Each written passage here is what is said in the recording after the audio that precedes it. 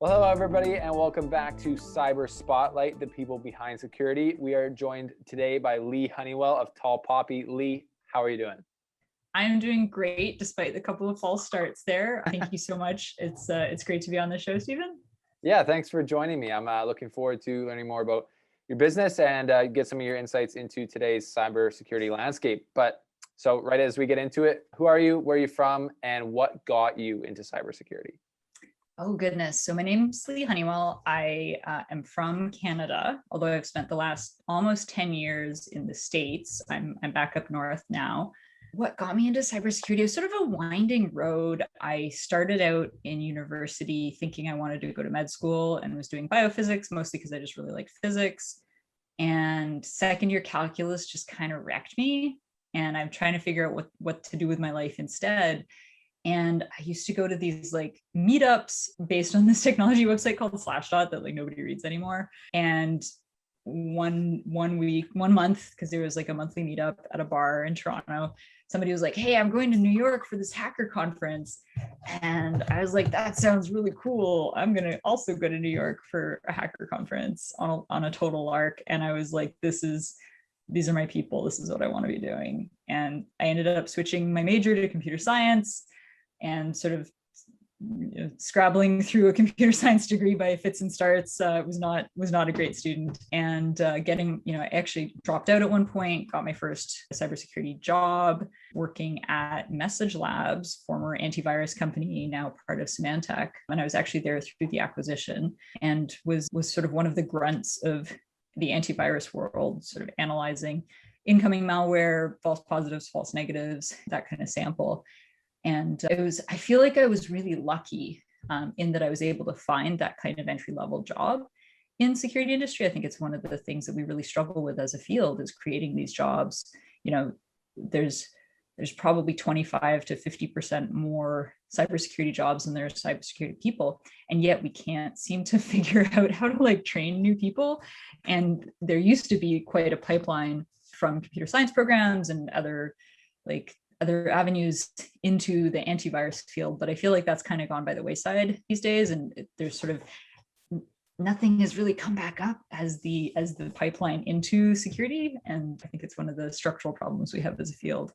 And so with Tall Poppy, your company, if you had to explain your maybe your company or your role at it to someone in an elevator who's maybe nosy about what you did, what do you normally say?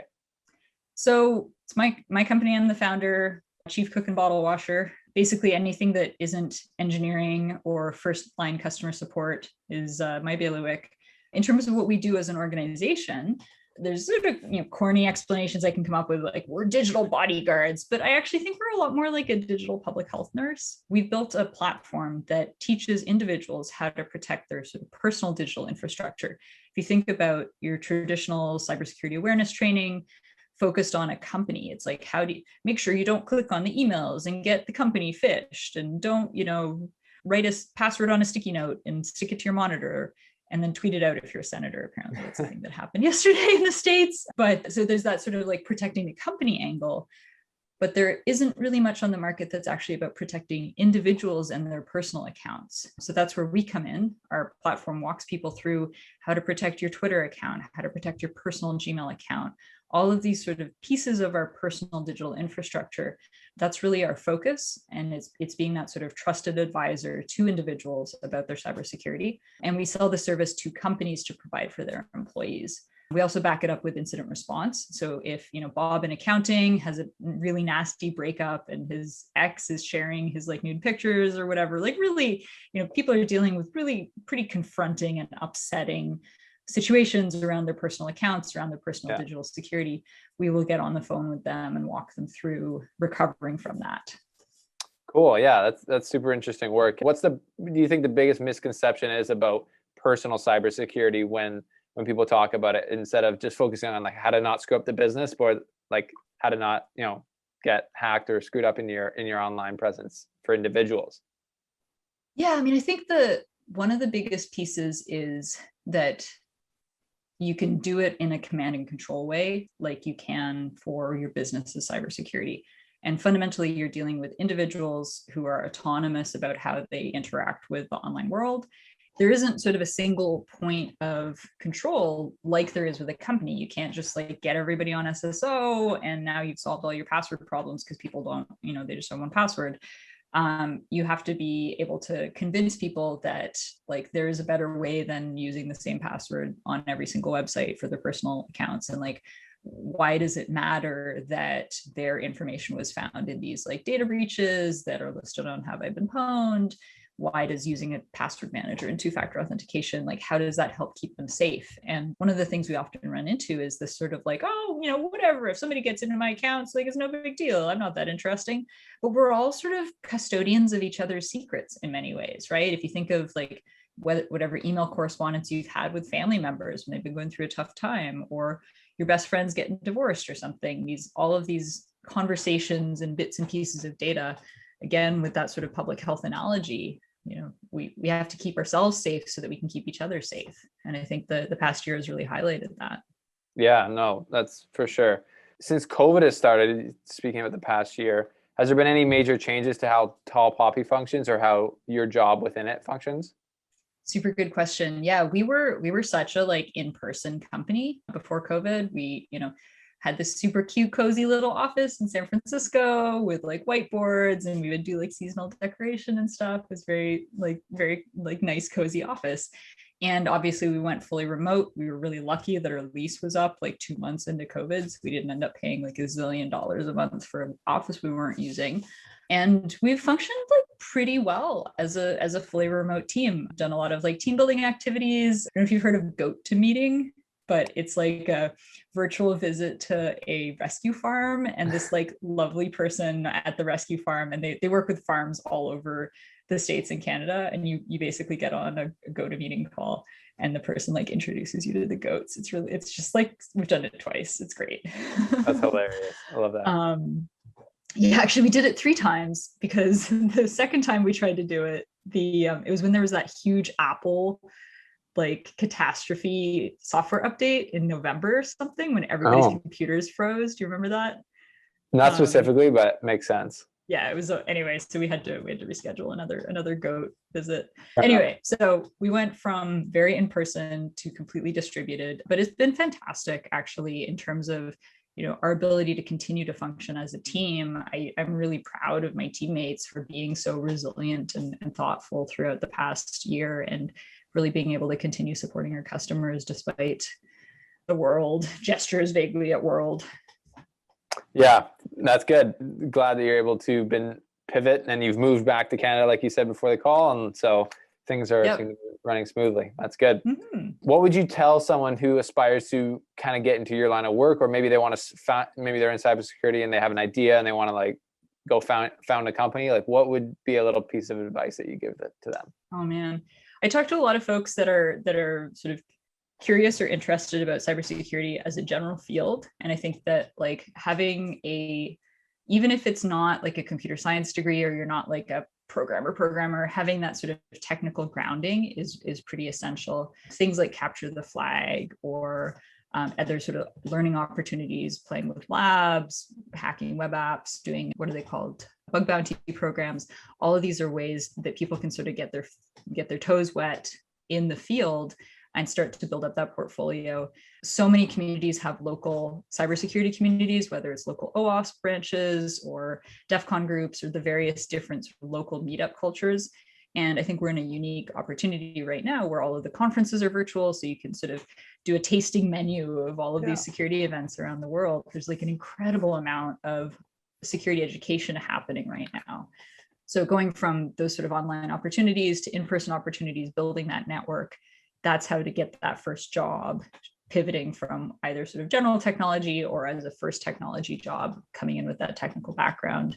I think it's a really exciting time to be coming into this field. And I see that a lot in terms of the hiring that we're doing. People are really excited. We posted an internship job 6 weeks ago or so. We had over 200 applications for it, which was it was a little overwhelming. And the person we ended up hiring is like just like stellar. So I think there's a lot of excitement and enthusiasm for working in this field right now, which is good, because it's not like computers are getting any safer, right? Yeah. It's not like hackers are going to stop hacking. Not like, yeah, there's less work to do. So Yeah, that's good. So your exactly. advice is kind of like get your foot in the door, like meet, network, and then Yeah, maybe build like you up get that local ideas. community. I think, for all that work is very much shifting towards remote, having that sort of local crew of security folks, I mean, it's been so essential to my career and like getting started in my career. Yeah. Awesome. So Plurilock is a identity-centric company. How would you say that identity plays into your vision of cybersecurity at large?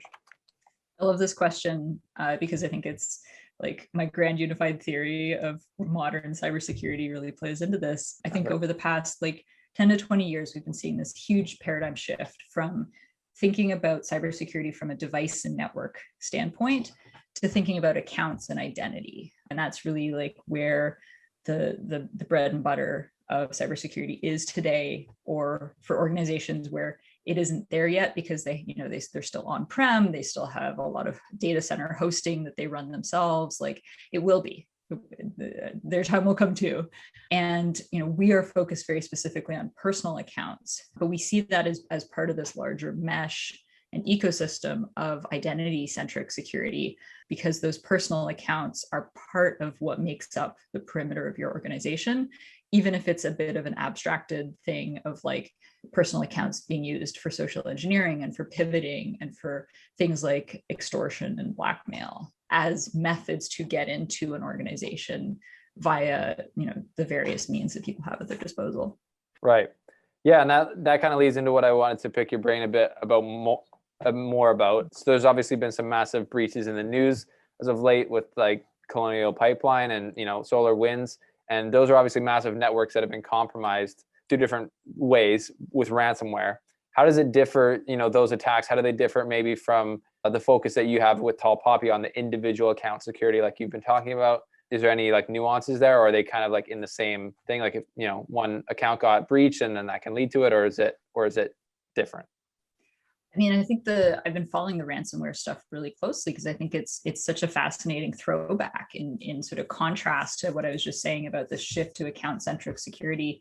All of these ransomware, many of them involve like, hey, we got some VPN credentials, we're going to use that to pivot into the servers that we're actually encrypting and ransoming. So there's like the interplay between those two, but it is still very much like you're compromising the server, you're compromising the network. And I think I often get asked from our customers, we inevitably get forwarded those the I hacked your webcam, send me Bitcoin, those sort of extortion emails. And people are like, is this real? Is this?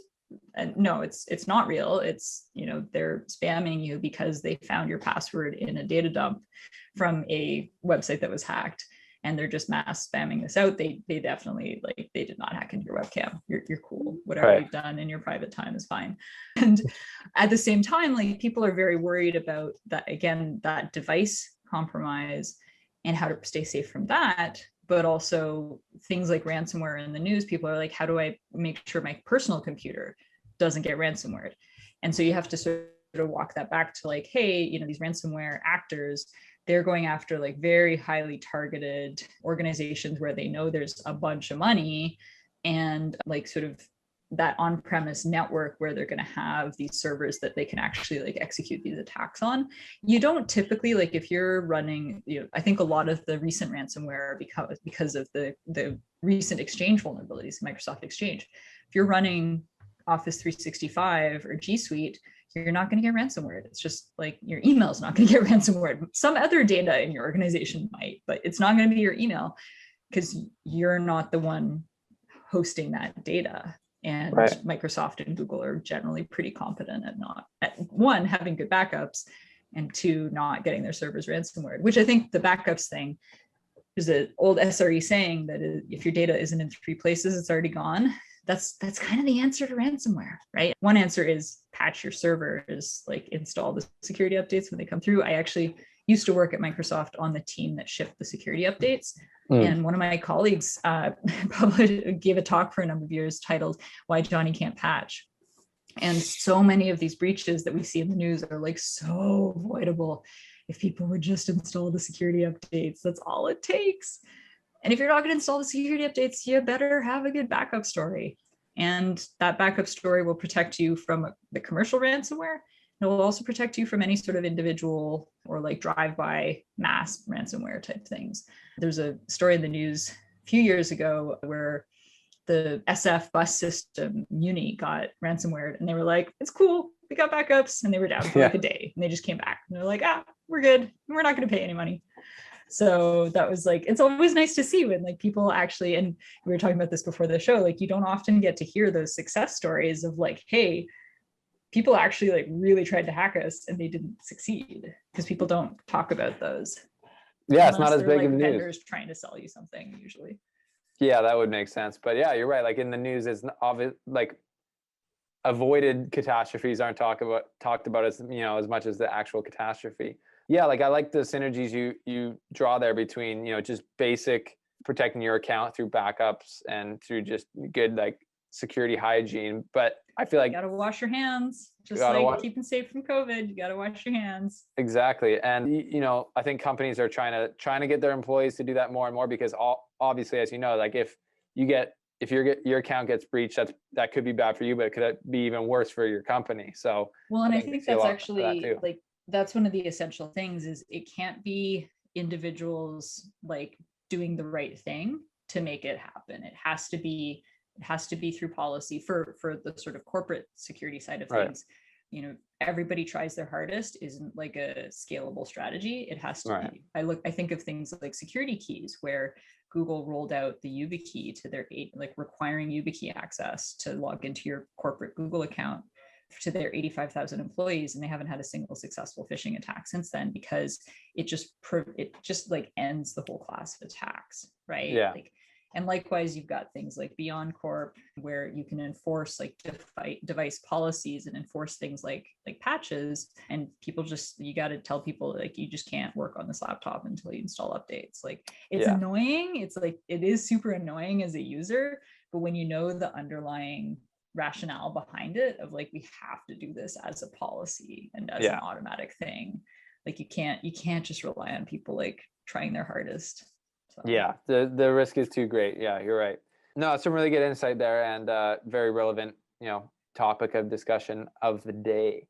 I know you're busy, and I know we're slightly over time, so we'll make this quick, and we'll do a little this or that just to know a little bit more about Leigh Honeywell herself. Are you more of a dog or a cat person or other animal? I always identified as a dog person, and then last summer, a friend posted a picture of a kitten that she found while hiking. To a Slack that I'm in, and the kitten had spots on her tummy, and I was like, I must adopt this kitten, and now I have 2 cats. Wow. So I definitely my identity is still a dog person, but I have 2 cats and they're really cute. Fair enough. Are you Mac or PC? I was a Linux person for a long time, and I am just totally bought into Mac these days. I have so many iDevices. It's a little embarrassing. They just added the thing today where you can like drag between 2 computers and the cursor will go between the 2 computers. It's wild. Copy and pasting cross device like blows my mind. I think they're pulling ahead. I seriously do. Are you more in life like when it comes to taking risks, whether that's in like career or whatever, or like just, you know, going for a hike with a sign that's not there? Are you more of an ask for permission person or for forgiveness? Oh man, I'm Canadian. I'm pretty ask for permission. Like a Labrador retriever. I just want to follow the rules. Do you enjoy sitting desks, or are you into the standing desk movement? I love my standing desk. I don't use it enough, but my thinking thing right now is if I'm feeling like stuck on a work thing, I will go like dig in my garden for half an hour, and then that'll sort of kickstart the like, I am getting things done, and then I'll come back and finish like an annoying work thing. It's great. Awesome. That's a good little hack there for the work from home mind blocks. Yep. What's your favorite outdoor activity? Downhill skiing. Downhill skiing, epic. Is there much of that around Ottawa? There's a fair number of hills there. It's nothing fancy. There's like no big hills here, but my dad was on the Canadian national team in the 70s, and I learned how to downhill ski when I was 18 months old. Right on. So it's basically like walking, like roughly I'm as good at walking as I am at downhill skiing. Fair enough. You know, BC boy, I was also raised on the slope, so I Yep, appreciate yep. that. Great. Well, Leigh, thank you so much for joining Cyber Spotlight today. I really appreciate it. I think we got, that was some good insight onto It's fun. Yeah. we always talk about the corporate side of things here. So getting into the more personal cybersecurity world is very, very cool, I think. How can people find you Awesome. online? How can they get around Tall Poppy or just you as a person to network with? Yeah, we're at tallpoppy.com, Tall Poppy HQ on Twitter, Instagram, Facebook too, I think. And my personal Twitter is hypatia.ca with the .dot spelled out. We'll leave the links to that regardless below the video to help people out. Well, thanks for coming on today, Leigh. I appreciate it. I appreciate you sharing your wisdom with us and your smiley face. And we will hopefully chat with you again soon. Thanks so much, Stephen. It was great chatting with you, and we'll talk soon.